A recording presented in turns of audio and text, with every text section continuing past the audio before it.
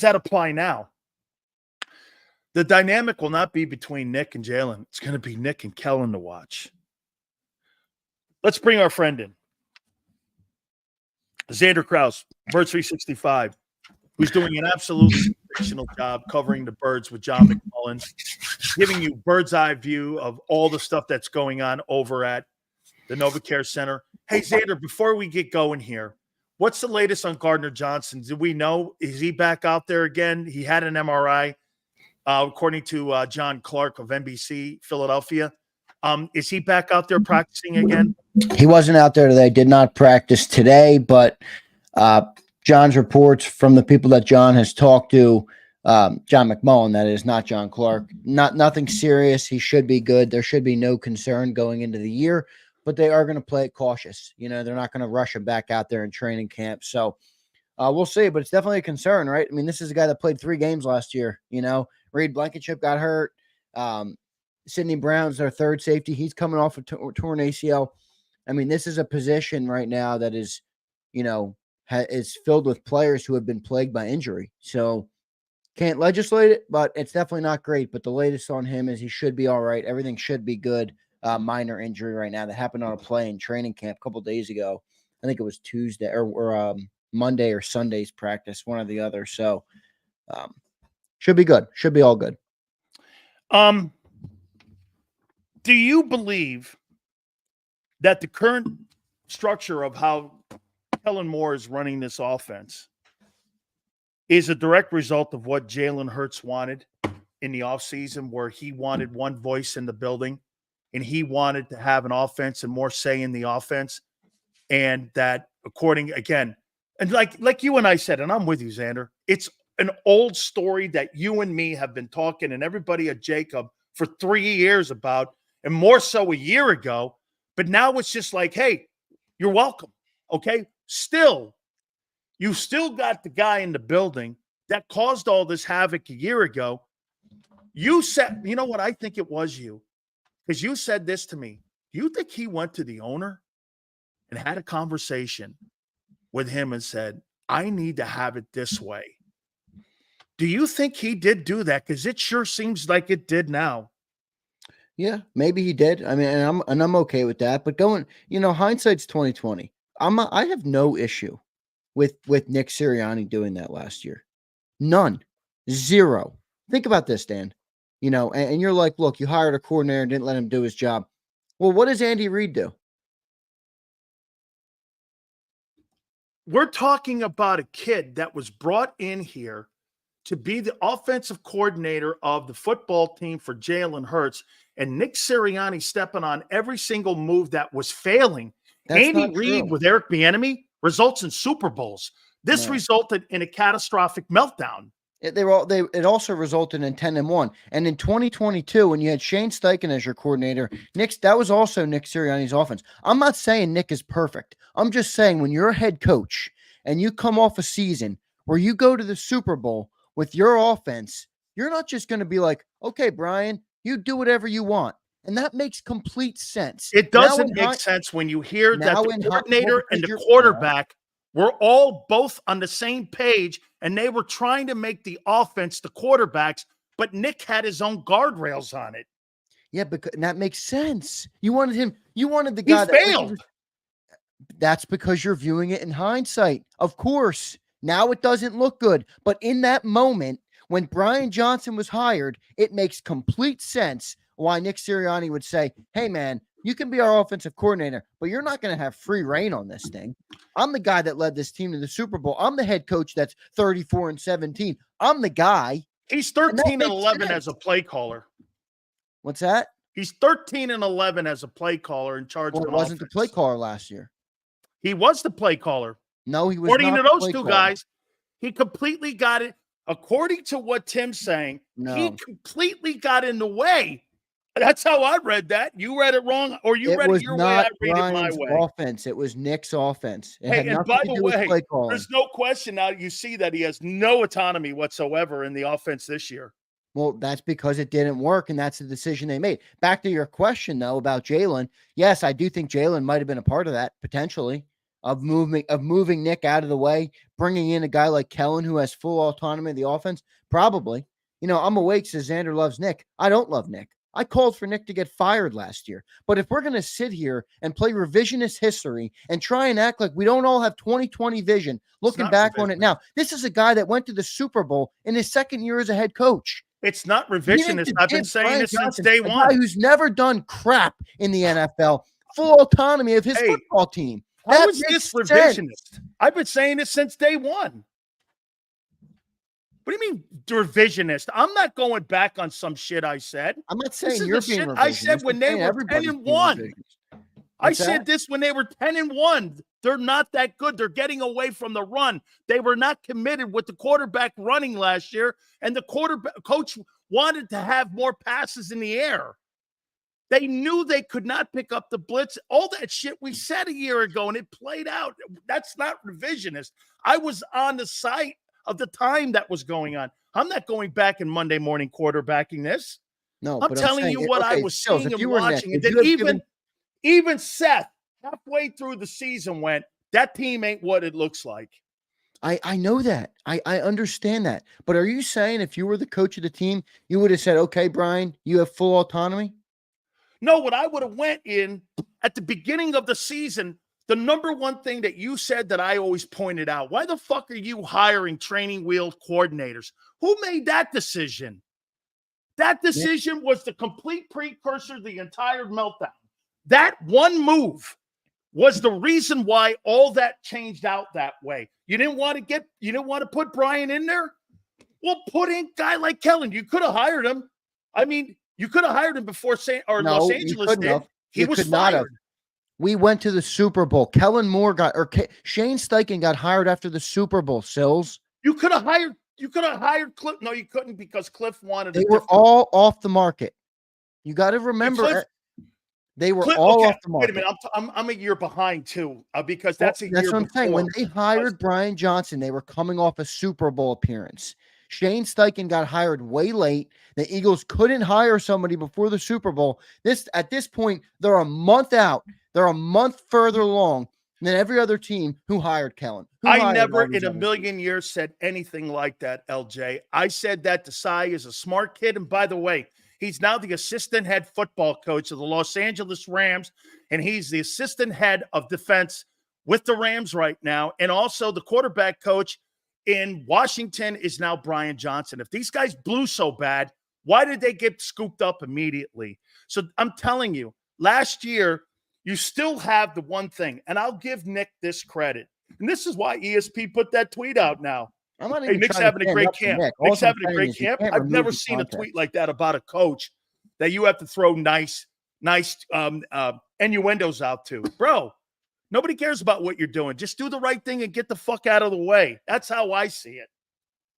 Yeah, but look at it. Here's a delusional person who says, I'm becoming Delulu. No, John, I'm not becoming Delulu. I understand the problems with Nick Sirianni, and I've said on air many times that he has to be better this year, and he has to do what he needs to do to get back to the Super Bowl and not be a dumbass like he was last year. But if you're telling me that you think giving the offense up to a guy who hasn't done shit in the NFL would have been a smart move, Stills, let me finish, would have been a smart move coming off a Super Bowl appearance, that is dumb. Now we're looking at it in hindsight when it failed and it collapsed and it didn't work. Agreed. It didn't work. Now that's why we have Kellen Moore. That's a different topic than why Brian Johnson didn't have control of the offense. It makes complete sense why Brian Johnson, a guy who's accomplished dick in the NFL, didn't have control. Why'd you hire him? If you're coming off a Super Bowl, you pay a guy $50 million. I'm going to hire a kid out of college to run my company? I don't think so. I'm going to find the most experienced guy I could possibly find to elevate this guy's game and do everything I can to bring the proper coaching in. That's why I keep bringing up the shit in Kansas City. There's a reason Kansas City's winning. It's not just a great talent and decision-making. You got talent in Brett Veach. You got talent in Andy Reid. You got talent in Steve Spagnuolo. And you got talent in Andy Reid and the quarterback. All of those dynamics play into building a great dynasty and building a championship football team. You hire a guy, and Jalen had a superior 22 season. You even heard Wink Martindale going, they got away from running the quarterback. once they took that dynamic away, Zander, and I said it all year, once that dynamic got taken away, Hurts wasn't special anymore.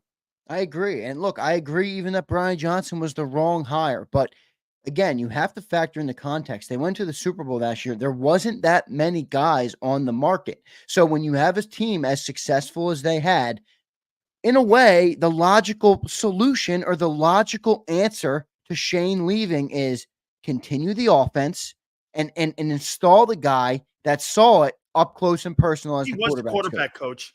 Exactly. And that's what I'm saying. I'm not saying he was good. I'm not even saying he should have been the coordinator, but I'm saying you're late in the cycle.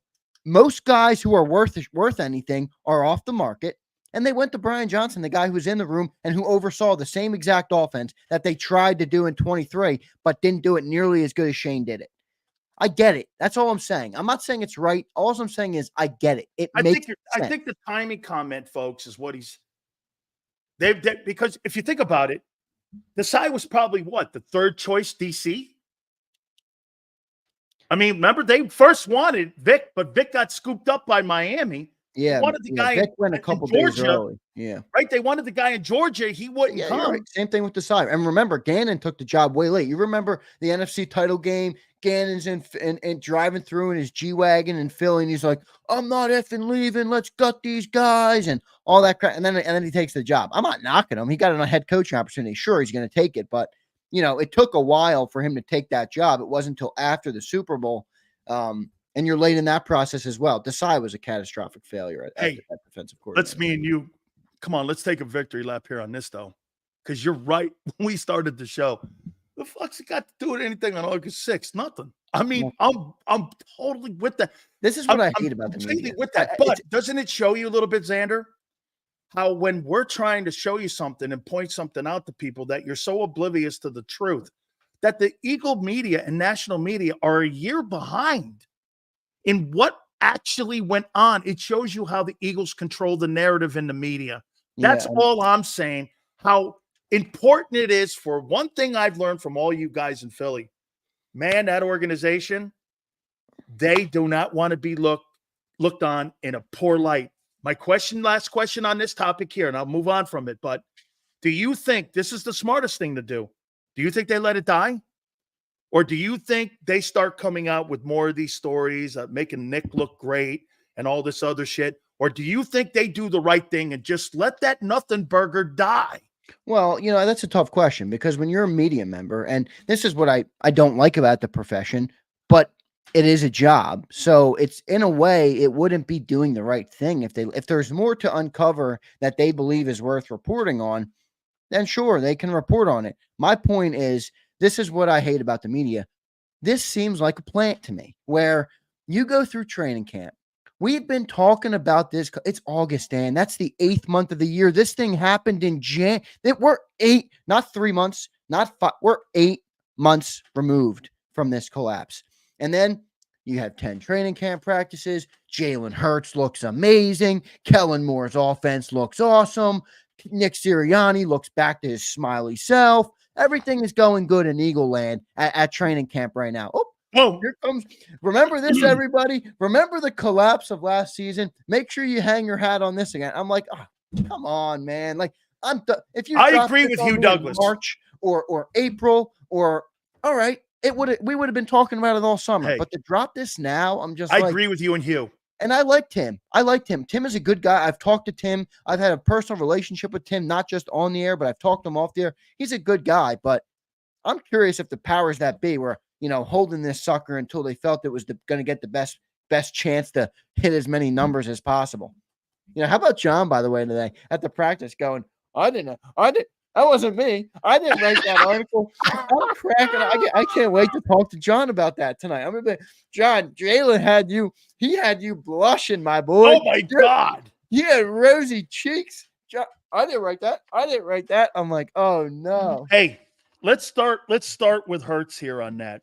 Wait, and I'll say this to you right here, by the way. Real quick.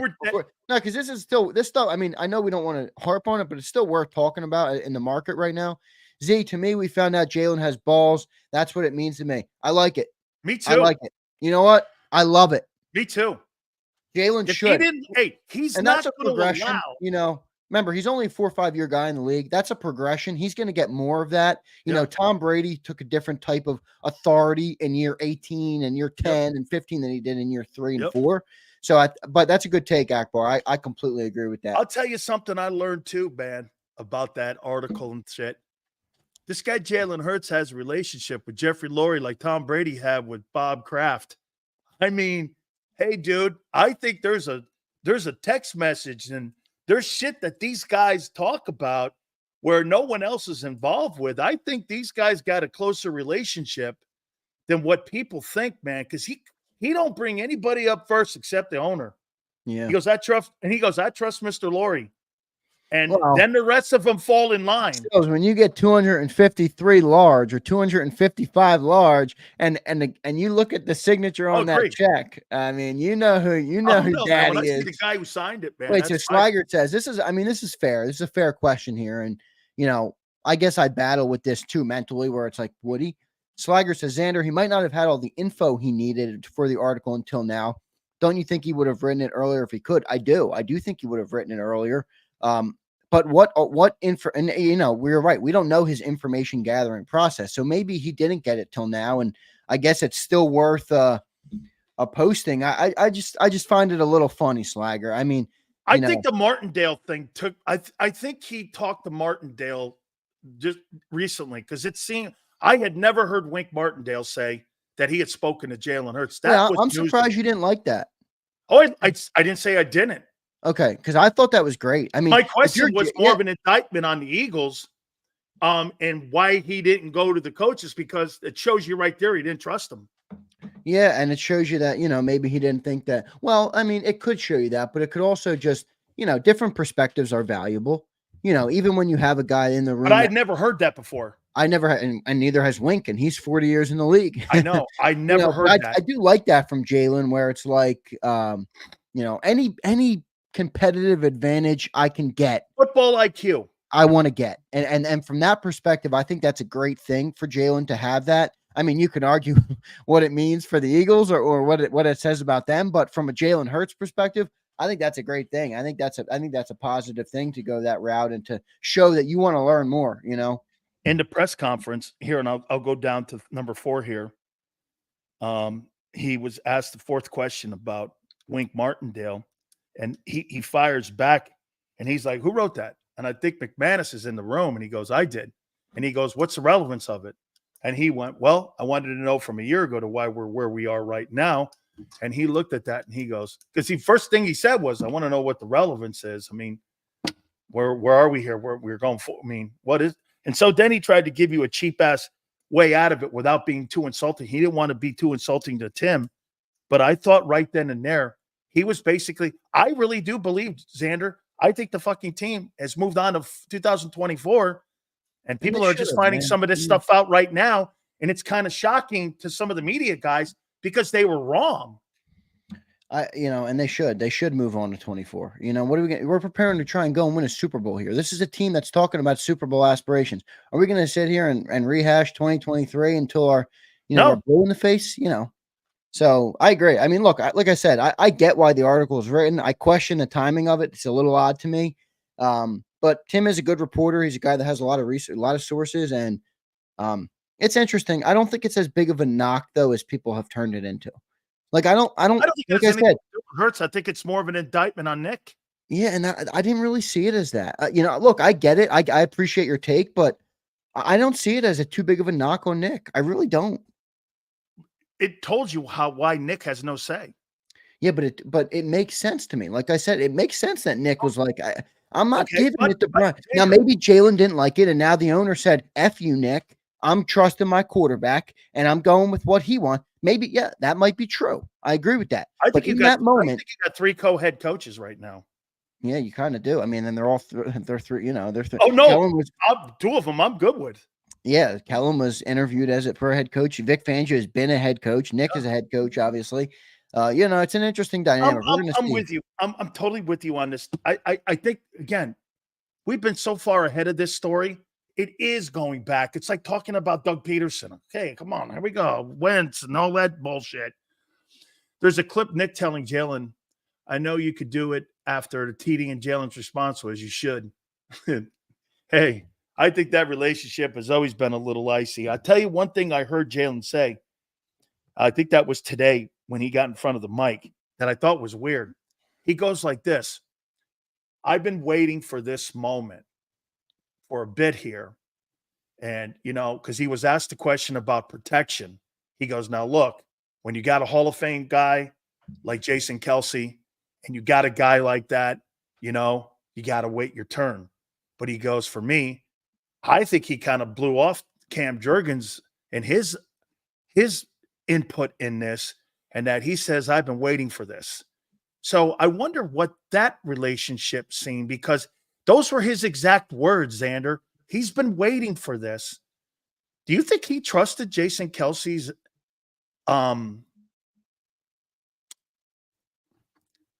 you think he trusted him all the time when it came to blitz pickup? Because when someone says this, I've waited my turn for this, and I waited for this, and I'm embracing this.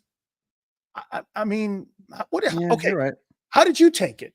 Yeah, I thought it was weird. it's either that or it's a natural evolution of that as a starting quarterback in the NFL, it's something you're going to have to do, and maybe he understood it as he was acclimating and getting up to speed and becoming a star quarterback before he was one. I think maybe he was all right with it being on Kelsey. As let me learn the playbook, let me learn everything else. You help me with that, and then eventually I'm going to be able to take the sword. It could be that. Now, that's the positive perspective. That's the optimist perspective. The pessimist perspective, as always, is Big Sills, where you're like, hey, maybe you didn't trust Kelsey, and No. I don't know. I'm So going to. somebody commented, Big Sills. I don't know if you've ever seen this guy. Somebody commented about the QB School is a YouTube channel, and he's a guy, and he's very good. I've watched a couple of his videos. I don't watch him often, but apparently he did another video on Jalen and the blitz pickup, and why it's basically insane to not have your quarterback be the guy that picks up the blitzes. So I'm going to go and watch that. Somebody commented it earlier. I think it was earlier on our show this morning, and I'm going to go check that out. But you would think that the quarterback should have that. I mean, just when you think of some of the great quarterbacks, you know what I mean? Thought it was a little bit of an insult. He didn't have more say in the blitz pickup. Maybe. I mean, but that's fine, but that's a double-edged sword, because all right, if it's going to be on you, you better be able to do it, proficiently. So we'll see. And if you're going to supersede a Hall of Fame center, you better have your shit together. Exactly. Yeah. Ray says QB School's excellent. Yeah. Prophet Watcher says the call shows Jalen gives a damn. I agree. I agree. I think someone else said that everything today. I think the one thing you are seeing is leadership. Jalen has more control of this football team than goodness me. Yeah. I learned more today. I don't think that's a bad thing. No. I don't think that's a bad thing. You think Mahomes in Kansas City has control of that team? Well, I don't know. That's a different cat with Andy. I think Mahomes has control, but you think it's weird that Eric it's like when you're a kid, though. It's like when you're a kid, right? And you're walking through an amusement park. Like, your dad is going to lead you the right direction. You're good. It's like, I'm not saying that it's that. I'm just trying to find the example. Like, Mahomes could be in control, but he's like, I got Big Red. I don't need to be in control of everything. I have a good guy at running the ship. I don't need to be in control of everything. And I think that's how Mahomes feels. How about this with Mahomes? You don't think there's any coincidence when they had that dust up and flare up on the sideline with the bitching a couple times? The next year, Eric Bieniemy was gone. Was Eric Bieniemy overrated there? Probably. Yeah, they got a Super Bowl without him, didn't they? 2 of them. Yeah, 2 of them. So, I mean, but don't you think that, hey, you're not going to bitch with me here. Dude, you're just a paperclip holder. And they moved his ass. Back to loop it back to our first topic, though. I think that's what Nick was going for with Johnson. Like, hey, dude, I'm happy you're our offensive coordinator, but like, you're not about to come in here and change this offense that got us to a Super Bowl. Nick's not Andy Reid. I know that. But he had success, and when you believe in yourself and you're a person that has faith in your abilities, and you come off a high like that of a Super Bowl, you believe you believe you believe in it, and whether he is or not is a separate topic. But like I said, I don't have a problem with him not wanting to give everything to Brian Johnson. I don't think Brian Johnson has earned the right to have full control over an NFL offense that features A.J. Brown, Devontae Smith, Jalen Hurts, Jason Kelsey, all these guys. Again, why'd you hire him? Well, yeah, it's another question. That's a separate topic. I mean, it goes back to that. Don't you think this organization, don't you think it was organizationally that they didn't want Hurts to learn the protections? Specifically when the organization trusted Kelsey, also Jalen's young. Yeah, but how many quarterbacks do you know in the NFL that don't set the protection for their own line? I don't know any, except Jalen Hurts. Even Purdy sets his own blocking protection. I mean, I think that was a little bit of an insult. But listen, I don't know. You know what I'd like to ask John? I'd like to go back to the Carson Wentz era with John and say, did Jason Kelsey do the blitz pickups for Carson Wentz? Ask him that. That's the question. That'll be an organizational situation. Exactly. Or if not organizational, a Kelsey thing where they had so much trust in Kelsey, that's where they went with it. And maybe they won't have that in Cam and they'll move it to the quarterback now. Absolutely. That's a great question for him. Need to find out what they did to Jalen's injured finger. He's been on a roll this camp. He has, Abraham. He's been really killing it. Everybody I've talked to, even guys who have been, I'm not going to say, haters, but have been, listen, man, you got to play better, have reported that he has looked lights out down there at training camp. It's not just the Elliott Shore Parks of the world. It's not just the guys who hold the Eagles water. It's a lot of other people who have said he looks very sharp. And it's not like he's just taking all dump offs. He is still threading the needle on tight throws. He's still pushing the ball downfield. He's still being aggressive. He's just protecting the football more. And that's the biggest thing he needs to do coming into this year after the turnovers last year is protect the football. Tell me if you're concerned with this. You got time for a few? Yeah, where are we at? Yeah, I got about 10 minutes. Yeah. Okay. Don't forget, are you doing a special Birds 365 yes, right sir. after? Last one of the week. The last nightcap edition of the week will be regular programming Thursday and Friday. So tomorrow morning and Friday morning. Fantastic. By the way, your old man was awesome yesterday. So are you concerned with this? Bryce, how's it coming along? Well, my run blocking's coming along. And I'm going to put them all together here. Yeah, my run blocking's coming along, or my playing the run's coming along. Vic's got a very interesting system on playing the run. Question was followed up with, what do you mean? He goes, well, he has to have, you have to recognize some things a little bit more in the run game. And I haven't been really used to that, not been put in that position before. He was also asked this. He goes, what about like dropping back in coverage? He goes, well, I was never really asked to do that in New York. And so like you really have to do a lot more recognizing in Vic's defenses. So that's been a little bit of a challenge. He goes, but I am getting better on the run right now. But, we're working there and I feel I'm getting better, but Vic's got a very complex system. And for me, it really is all about working on the technique. When I hear that, I'm like, you're fucking talking about a free agent edge rusher. That doesn't sound like a $50 million guy that knows what he's. It sounds like a guy trying to figure it out in the NFL. You're in the league 6 years. Yeah. I'm getting concerned on Bryce Hoff, man. I got to be honest. Look, I know fans I know everybody wants me to be the I'm more concerned about him than Nolan Smith. Me too, because Nolan is, well, here's the thing. You got to be concerned about Nolan, but our pass rush doesn't hinge on Nolan Smith this year. It should have because he's a first rounder, but it doesn't because the moves they made. And now you're like, boy, if Huff can't get home, if Huff isn't the player that we signed him to be, we are in trouble on defense. Now, I think his job's going to be easier this year with Vic and those three interior linemen. And I think there's going to be a ton of lanes for him to get to the quarterback. But if anybody has expectations on him being a three-down player or making an impact on non-pass rush downs, I do not think that that's going to happen. And, me and John kind of not debated this, but we had this conversation and John's like, well, why do you want him to be a three-down player? He's paid to get after the quarterback. That's it. Get 15 sacks and it's it. You don't need him to be a three-down player. And I'm like, okay. I mean, if that's how he's viewed, then he better go get those 15 sacks or else he's a whopping waste of money. So I don't know. We'll see. I got to be honest though. I am getting concerned on him. He has done a whole lot of nothing in training camp. You're even hearing some flashes on Nolan Smith. You're Yeah, even no, hearing I am. Jordan Davis getting through it. Like, I have heard nothing on Bryce Huff other than that he dropped an interception that was thrown right through his hands. That's all I've heard. And that Vic Fangio said he's not a 3-down player. That's all we've heard so far. So let's hope that he can be something, because we're going to be in trouble if he's not. Jameson, don't give me those nightmares. Jameson he's giving me Byron Maxwell vibes. Oh goodness. Or my God.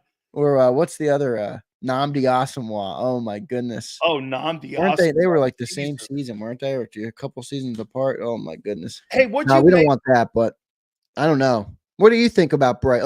Like, do you think it makes sense to sign a guy for that? No. And just expect him to rush the passer? I think they were really I think that they really overestimated that, they really overestimated his ability to be able to fit in Vic's system. It's one thing to be in Robert Saleh's system. It's another thing to be in Vic's when you're asked to do multiple things. What's the one thing that's putting Zach Bond on the field? His versatility. He can play outside and inside, and he's a tough kid. He's smart. He can pick it up. I got to tell you something else, dude. I think he's having a tough time picking up the scheme. I don't really think he knows where to line up right now. And I think that's why when you hear players say this, Zander, it's a work in progress, that to me is technique. Nick Sirianni said something so smart today at his press conference. Believe me, it was the only thing he said that was smart. You know what that was? Most mistakes that we're seeing in camp are alignment mistakes. They're guys not knowing where to line up with proper technique, and that's where the fundamental breakdown starts. He's dead on with that. Yeah. I think this guy's struggling with that. What do you make of – last one here. What do you make of – this is what they're going to start their front with. You're going to have Josh Sweat, one edge, Huff, Uxter edge. Now that you have Sweat out there on the edge, I feel pretty decent about that. Now your interior three are going to be Carter. It's going to be Davis. And it's going to be Milton. And your inside linebackers are going to be Bond, as of right now, and White. I'll tell you why that, for me, it looks okay. You're protecting your linebackers who can't really play physical football, but are athletes. You're making them be athletes.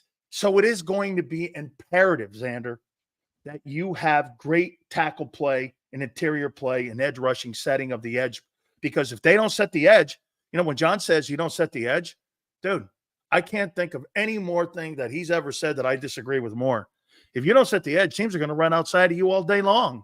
They're just that they look for guys who can't set the edge. I know. The problem is the modern NFL is just not – Vic is not as worried about the run as you are. Well, the run is what was a catastrophic failure last year for the team. I know. Okay? I know. And if your linebackers can't make plays and they can't cover – what I'm saying to you is, okay, maybe not, Zander. You can be 13 or 12 against the run, but if your linebackers are getting blown off the ball and they can't cover and they're getting lost in traffic, you won't be able to cover a back or linebacker or a tight end to save your life. Yeah. I think they're protecting those inside guys. So I think what Vic is doing is taking chicken shit and turning it into chicken soup here a little bit, but also it makes me believe they need some interior depth. They need to find some more people at the edge and interior. I'm not saying the guys they have on the team are not good, but they need some more depth inside there. I would agree. You can't put everything on these young guys. You can't. And that's what they're doing right now. And this Vic defense is tough. And, I'm not really sure where they're going to sign. I think you should, if anything is going to happen, I think you're going to see those dominoes fall pretty soon here. But I would say edge first. I think that, I don't know. I'm just concerned on Bryce, and that's making me concerned on that whole position. I feel okay about Josh Sweat, but the thing with Josh Sweat is you got to get his snap numbers down or else. Yep. Let me turn this off. Sorry. It's fucking beeper. Yep. You got to get his snap numbers down below. Yeah, or else he's not going to be relevant late in the season again. Yeah. So I don't know what they're going to do, but my concern with the defense is not on Vic Fangio. It's that he doesn't have the guys needed to have the right defense or to have a good defense. And we're going to see how it all works out. I feel a little bit better about the cornerbacks. I think Isaiah's solid. I think Keely Ringo is going to be solid. I think Quinyon Mitchell is going to be solid. You have those young guys. Once they get snaps, they're going to get better. Safety is a little concerning with the injury history there, but linebackers, man, those linebackers are a liability. I mean, you hear these talk about Nakobe Dean. He got burnt again today. 1 touchdown pass from Jalen Hurts in practice today. It was to Dallas Goedert. Guess who was trailing him in coverage? 3 steps behind him. Nakobe Dean. The guy can't cover to save his life. Can't cover to save his life. So you think that phone call, last one, Zander, you think that phone call's coming with Justin Simmons? No, I don't. I do not. Even with the injuries to Gardner Johnson and with Cooper DeJean? I don't. And with the poor part linebacker of me is saying that because I've been convinced by John that it's not going to happen. Okay. But he's not saying it from a what he wants standpoint. He's saying it from an Eagles organization standpoint. They're not going to do it. But yeah, I don't know. I'm struggling with it. The problem with him is they're going to move Reed to the bench, and they don't want Reed to the bench. Okay. All right. I mean, I said if you can get your team better, why not just put Reed on the bench? But how about this? Know, they don't want him. So as of right now, it's Rodgers. He's by the way, he's visiting in New Orleans today. Who? Justin Simmons. Dude, Justin Simmons, New Orleans? Come on, dog. That ain't going to help you. You need to go to some place. That goes back to my point, though. And look, I like Justin, but this might be a little bit of a big name trap. He can't. He's now in New Orleans. First, it was, I'm waiting to get an opportunity with a contender. And then it was, maybe, he's an older player, so he doesn't want to go through training camp and all that. Like, this guy's just not a contender. He's just not getting the money he wants, Big Sills. So he's going to go to whoever gives him the money. I've said that from jump. If he got the money he wanted, he wouldn't be on the market right now. So that means not just the Eagles, but 31 other teams don't think he's worth whatever he's asking for. So I don't know how much of a look. I think he's a good player. I don't know how much. I don't think he turns us into a perennial Super Bowl defense, though. I don't. I think he's Kevin Byard. That's what I think. No way. Kevin Byard wasn't second team All-Pro last year. Kevin Byard stunk out loud last year. I don't. Wait, by the way, get out of here. I want to do a couple things. One more thing here, man. Sills, what about Devin White interview? What about what are you saying? So Devin White did a podcast, sit down with Ryan Clark. Definitely worth a listen. I didn't listen to the full thing yet, but apparently it's pretty good. So I'm going to listen to that tonight when I get off the late night show. Okay. I'm a little bit footballed out. Maybe it won't be tonight. It might be in the morning. I'm going all day here, so I don't know if I'll get off and listen to that. But I do want to listen to it eventually. A couple things I want to do though before I get out of here, Sills. I just want to thank everybody. We have a lot of members joining today. We got like 9 or 10 members join today. Prince, you can see he's been a member for a month. Thank you, Prince. We appreciate you, brother. Super chat. I don't want to miss that. Thank you, Abraham. Eagles edge players are being modeled after Micah Parsons. Yeah, too small. Let's go back to these big dudes. I want Myles Garrett's. I don't want Hassan Reddick's. Spin Bad becomes a member. Spin, thank you, brother. We appreciate that very much. All these people sales are being entered into the jersey giveaway. Big Marshall, thank you, brother. Wayne Miller, thank you, brother. Dolahan Monster, thank you, guys. All these super chats and Matt the Fly Angler. I just wanted to thank each one of them for joining. It means a lot. It goes a long way in helping the channel. And there is a positive for them, more than just supporting us. We appreciate the support, obviously, but they're going to be entered into the Saquon Barkley jersey giveaway. We're going to be doing a couple more things. We got a member earlier who's we have Niners All Damn Day, who Senor. Thank you, Senor. We appreciate it very much. So if Niners All Damn Day, if he wins the Saquon Barkley jersey, I said, all right, well, here's what I'll do for you. Niner. Not that stupid one we saw coming out of the tunnel. I'll gift Niner a Niners jersey of his choice. But what that means is that's a positive for the Eagles fans because I'm still going to give away another Saquon jersey. So if Niner wins or James Jones is the other guy, he's a Commander fan, I'll give them a jersey that they choose of their team. Trey Lance.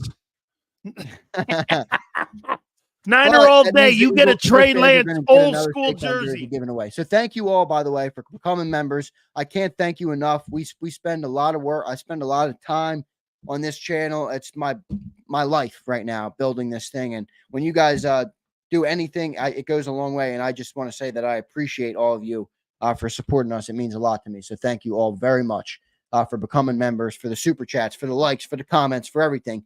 Thank you all. Appreciate it very much. Xander, where are we in that like number right now? We are killing it today, man. We are 275. Our man Prince has been on top of it all day. Prince is like, Prince, I got to upgrade you. I think there's a way to upgrade you as a moderator. I got to make Prince the top dog moderator. I think you can make somebody like an upgraded moderator. I might have to do that for our man Prince, who's been killing it in the chat every day. Hey, Prince, I think we can get to 300 today, man. I mean, that would be awesome. And don't forget, right after the program, Birds 365 special edition. These guys will whip around in the morning and also do another 365 right around the corner there too. So we're giving you the latest, John. We'll have the latest on what's going on out there at camp. Yep. We appreciate it. Xander, way to keep kicking ass, brother. I appreciate it. And thank you very much, man. Sills, thanks for getting me on, man. Appreciate you very much. Thanks, everybody in the chat. We'll catch you tonight, 6 to 8 on Birds 365. See you, everybody. You got it, man. I appreciate that. That's Xander. Don't forget to catch him right after the program. Please hit that like button. Way to go, Q. Hey, man, you guys are just killing it today with new members, man. We can't thank you enough. And I think you guys now are getting it, man. This is your show. This is your network, man. You're not going to get this coverage anywhere else. They're bought and paid. People are in this town are bought and paid for. That's not what this is. Hit the like button. Keep it here, National Football Show. If you missed any of today's show on the JAKIB Media channel, listen to the podcast on your way home. Available on YouTube, Apple, and Spotify.